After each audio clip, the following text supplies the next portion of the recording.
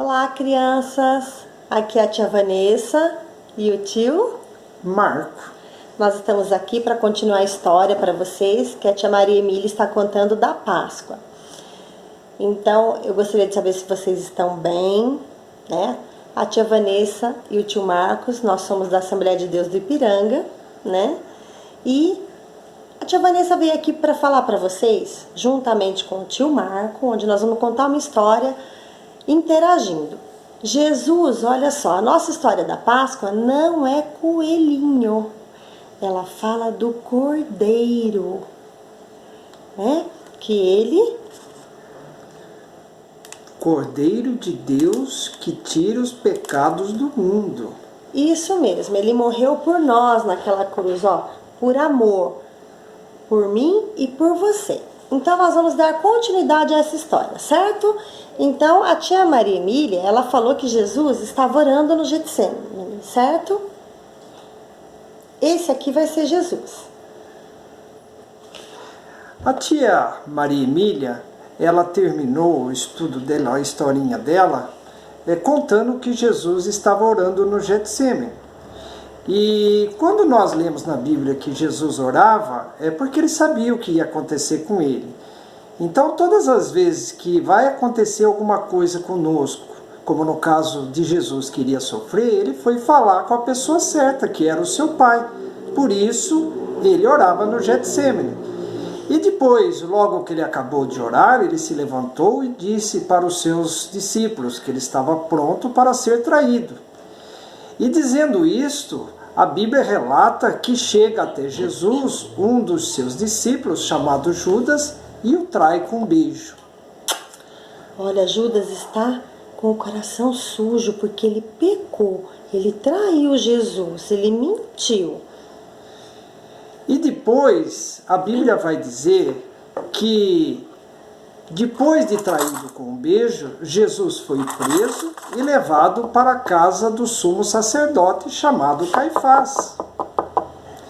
E lá, estando na casa do sumo sacerdote, começaram a acusá-lo.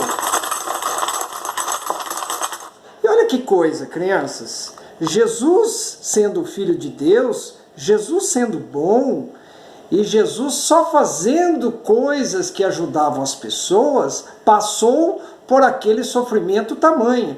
E sabe o que ele fez? Ele poderia ter falado alguma coisa, ele poderia ter chorado, ele poderia ter se defendido, mas ele ficou calado. Olha que coisa, irmãos. Mudo, calado, não reclamou de nada. É isso mesmo. Depois de estar sendo acusado, as pessoas levaram Jesus para a casa do governador chamado Pôncio Pilatos. E lá na casa do governador, ele acusou Jesus e condenou Jesus a ser morto numa cruz. Não somente isso, mas depois de Jesus passar por esse sofrimento e sendo acusado a ser morto, começaram-se as sessões de tortura, de sofrimento. E as pessoas que lá estavam começaram a cuspir no rosto de Jesus. Olha que coisa triste, crianças. Olha a maldade das pessoas com um homem tão bom quanto Jesus. E além de cuspirem no rosto de Jesus, colocaram uma coroa de espinho na sua cabeça. Pode cuspir? Não, não pode cuspir. Não, colocaram uma coroa de espinho. Ai, vocês imaginem que uma agulhinha de injeção já dói. Imagine uma coroa cheia de agulha, cheia de espinho. O quanto ele sofreu. E não só passando por esse sofrimento, crianças, ainda ele foi condenado a levar 39 chicotadas nas costas.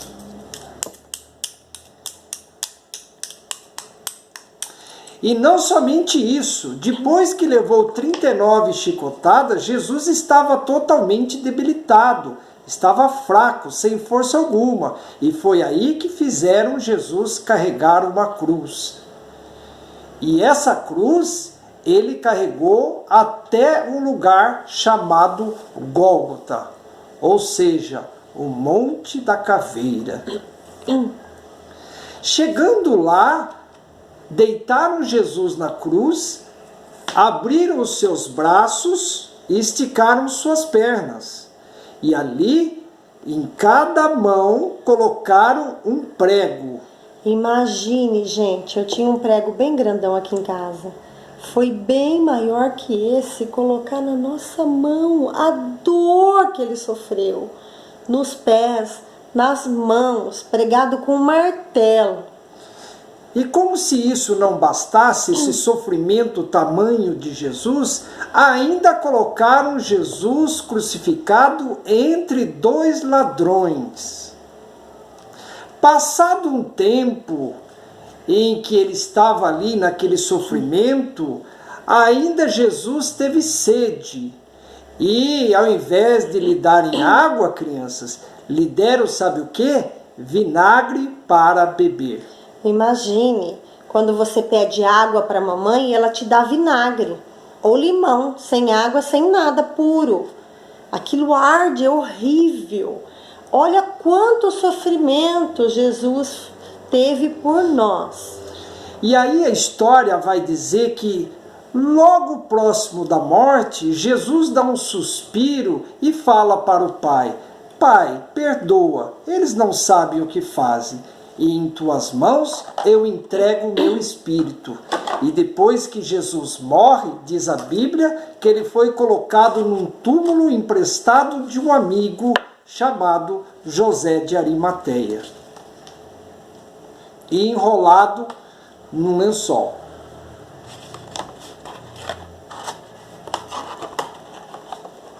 E aí a Bíblia vai dizer que depois de 3 dias, onde os seus apóstolos já não acreditavam mais em nada. 3 dias, olha só, depois de 3 dias, o que aconteceu?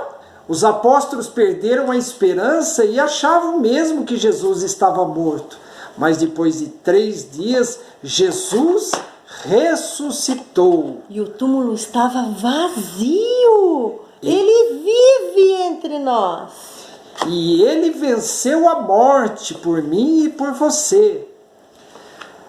Depois que Jesus ressuscitou, a Bíblia diz que ele esteve aqui na terra por 40 dias. Olha só, 40 dias. Ainda as pessoas puderam ver Jesus. E a Bíblia também vai dizer que ele foi visto por mais de 500 pessoas. 500 pessoas. E quando ele estava subindo para o céu, as pessoas olhando para ele, apareceu um anjo que disse: Por que vocês estão olhando para ele? Porque esse mesmo Jesus que está subindo prometeu um dia que vai voltar à terra. E Jesus nos deixou uma ordenança. Qual foi essa ordenança, tio Marco? Ele disse: Ide e fazei discípulos por todo o mundo, batizando-os em nome do Pai, do Filho e do Espírito Santo. Amém? Amém. Vocês têm pregado a palavra do Senhor? Vocês têm lido a Bíblia? Vocês têm pedido para o papai e para a mamãe contar uma historinha de Jesus? Porque isso é muito importante para a nossa vida, porque só assim nós vamos conhecer mais de Jesus e só assim nós podemos contar a história de Jesus para as pessoas que nós conhecemos. Então aproveitem esse tempo em casa e se dediquem a Jesus, porque nós somos dependentes dele. Amém? Beijo, crianças. Até breve, Beijo para todos. em nome de Jesus.